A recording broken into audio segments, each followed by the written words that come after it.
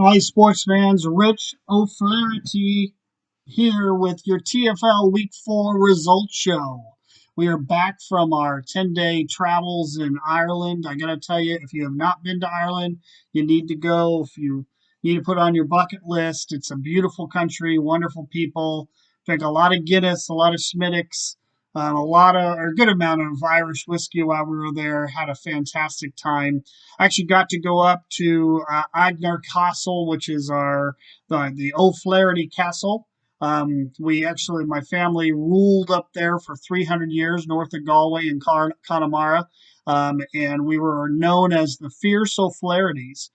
We were very much known for beheading our enemies, or inviting them over for a banquet to mend some fences, and then while the banquet was going on, dropping the leader of the other tribe out through a trap door into the river that ran below our castle to get rid of them. So had a great time seeing the castle. Got to climb up in it. Took pictures there. It was a fantastic trip. Played a little golf. Beautiful golf course, but some of the fastest greens I've ever putted on. They were just lightning fast. So anyway, wonderful trip. You definitely need to go. Sorry I was gone for a couple weeks, but let's go ahead and get into this week, week 4. Some big games, big wins this week. Let's go to the headlines. Headline number 1 is Hang 10.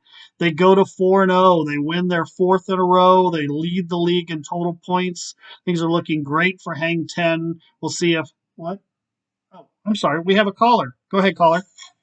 Hey TFL, I had a question. Sorry to make it so quick, but I'm in the middle of my thrice monthly 24-hour air supply-a-thon. It's just me sitting in the dark, drinking some white Zinfandel, and celebrating the entire damn catalog. At any rate, in looking at the scores and the stats and the records, it looks to me like Hank 10 has the unstoppable momentum of a runaway freight train. This got me to thinking, what has the track record of 4-0 teams been in our league? Thanks. I'll hang up and listen. Well, thanks, caller, and thanks for the great, timely question. Just talking about Hang 10 moving to 4-0. So, yes, he's correct. Hang 10 has moved to 4-0 over the last 16 years of TFL. We've actually had 15 teams who have started the season 4-0. Of those 16 years, we actually had 3 years where we didn't have any 4-0 teams. And then we had 15 teams over the other years. We've had 2 years where we had two teams that started 4-0.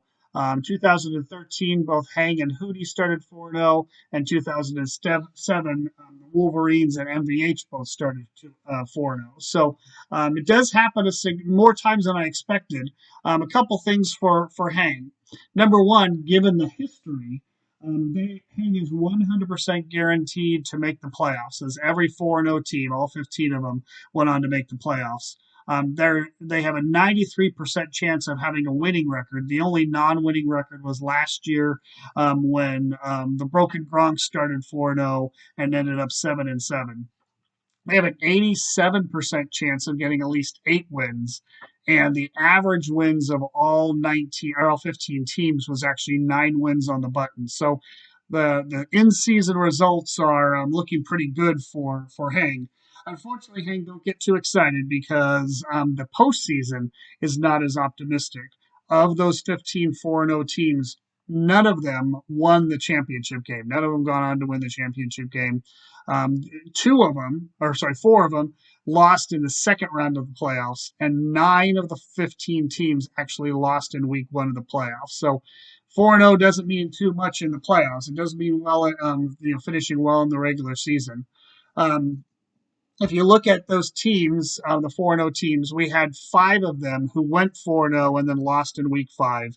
We had 5 of them that went 5-0 and lost in week 6. We had one that went 6-0, one that went 8-0, one that went all the way to 9-0, and then we had one team that went 10-0 and 12-0. Same team. That was the incredible years of 2006 and 2007 with MVH, where MVH started 10-0 in 2006 and they started 12-0 in 2007. Surprisingly, those 2 years, MVH lost in the first round of the playoffs both years. So even starting that long doesn't necessarily, I guess maybe that's peaking too early on that side.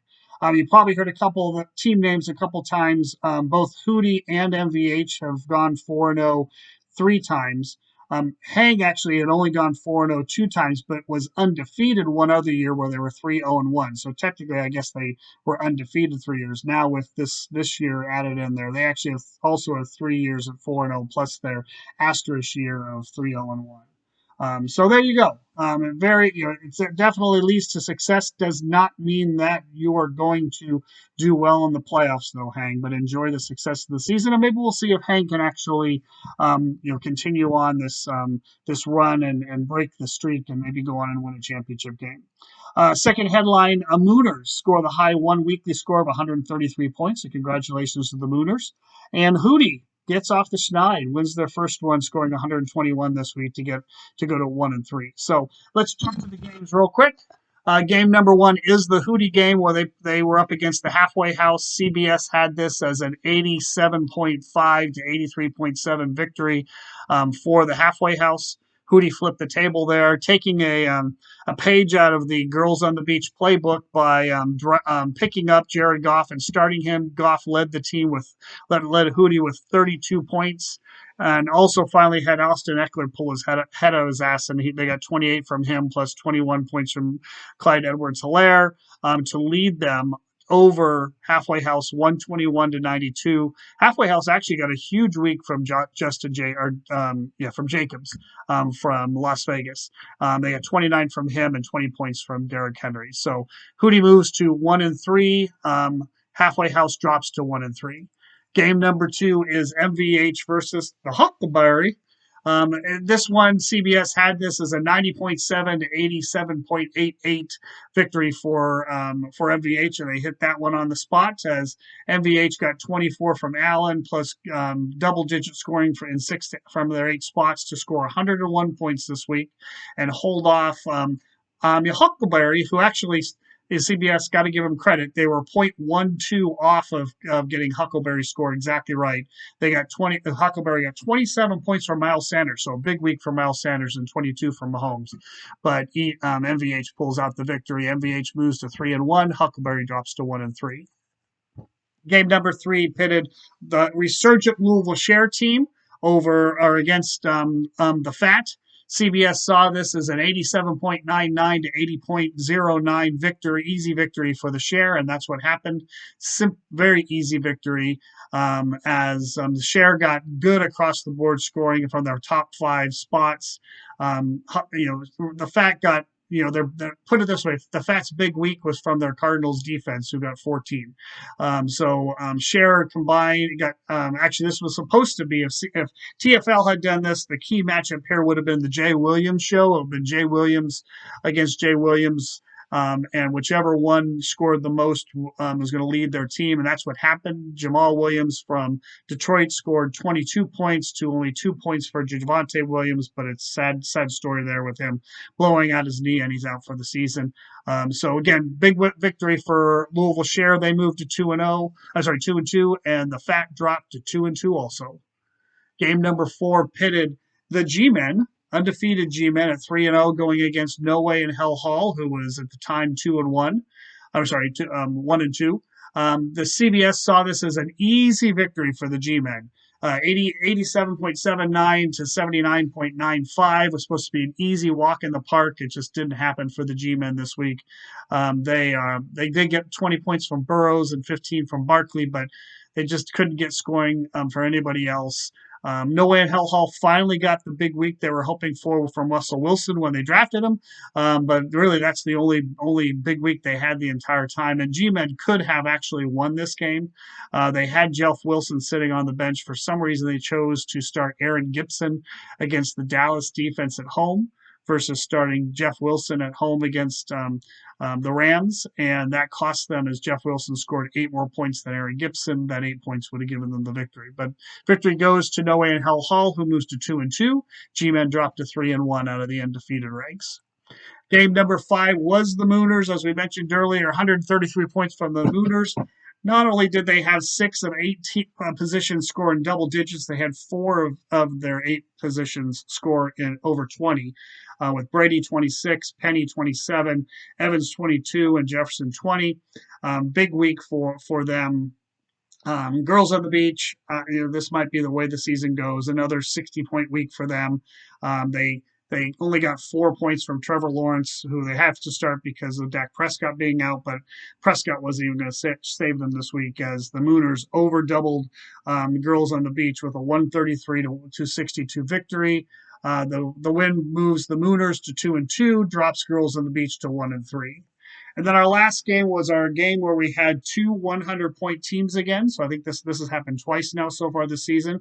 For those keeping track, we had three teams score over 100 in week one, teams in week two. Only two teams last week scored over 100. This week we had five teams that scored over 100, two of them here. This is supposed to be the blowout of the week as far as CBS is concerned. They had this a 97.3 to 75.08 victory for Hang. Hang overdid what they said, still got all the way up to 114 points, mainly thank you to Herbert and getting the big week from Damian Pierce, which could be a consistent thing going forward. ED, they overperformed. They got 20. Actually, they got 40 points last night from Debo Samuels and the 49ers defense to make this close, but just didn't have enough from anybody else, including 0 points from Amari Cooper. I'm sorry, Kamara. Unfortunately for them, their bench is so weak. They didn't have anybody else they could really have put in there to make up the difference anyway, since for Kamara, and they lose 114 to 102. As we said, Hang goes to 4-0. ED drops down to 2-2. Let's quickly jump over and look at the standings. We have the Loungers in the lounging division, the G-Men. The G-Men hold a one-game lead at 3-1 over the Fat and the Mooners at 2-2 each, and Hootie comes up on the bottom of that at 1-3. Hang 10, as we said, is 4-0, holds a two game lead over the Share, who is 2-2, and then Halfway House and the Huckleberries are both at 1-3. And then down in the remote division, you have MVH in the lead with 3-1, one game ahead of ED and No Way in Hell at 2-2 each, and Girls on the Beach is down at 1-3.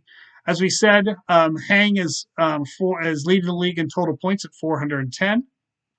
They are about 26 points ahead of the Halfway House, who is at 384 and 28 points ahead of MVH.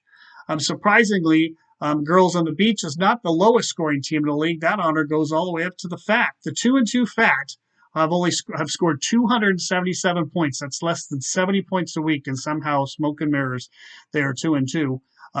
It's amazing that they've scored less than 70 points average. Girls on the Beach is next at 301, and No Way in Hell Hall is at 307. So there you go. Again, glad to be back. Glad to be back with you on TFL. Tune in probably Thursday. I don't think I'll be able to get it done tomorrow, but probably Thursday with the TFL preview show for week number 5. Thanks so much, guys. See ya.